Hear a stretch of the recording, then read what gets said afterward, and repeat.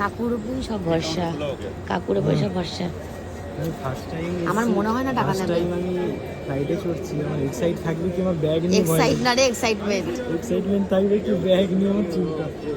আমার মনে হয় নেবে না, আমার মনে হয় নেবে না। কাকু ভালো লোক আছে। দিল্লি এয়ারপোর্টে আজ অব্দি মানে দুবার এসেছি, দুবারই ফ্লাইট মিস হয়ে গেছে, ট্রেন ধরে বাড়ি চলে গেছি। Very bad, very bad. আমরা এত জিনিসপত্র নিয়েছি, এত জিনিসপত্র কেনাকাটি করছি। এটা আমার নতুন, আমি এটা পরে রয়েছি। এইটাও নতুন, এমন পরিনি, ঠিক আছে। এই নিয়েও পরে আছে 2-3টে জামা, ঠিক আছে। যত ভারী ভারী জিনিস। যদি বলে যে লাগেজে এক্সট্রা টাকা দিতে হবে, তাহলে এখান থেকে ঘুরে বাড়ি চলে যেতে হবে। আমার প্রথমবার হয়েছিল, আমার 3000 টাকা বেরিয়ে গেছিল লাগেজের জন্য। বাড়ি চলে যেতে হবে। খুব বের করে দিল্লি থেকে বাড়ি যাবি? হাঁটা পথে বাড়ি মারবো। কেজি কত যেন?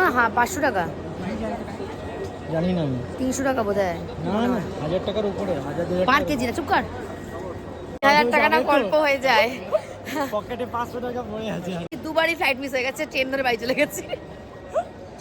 একবার গেটের বাইরে থেকে ফ্লাইট মিস হয়েছে, একবার বসে বসে ফ্লাইট মিস হয়ে গেছে। আমার সাথে যে থাকে তারও ফ্লাইট মিস হয়েছে। আমি অপায়া।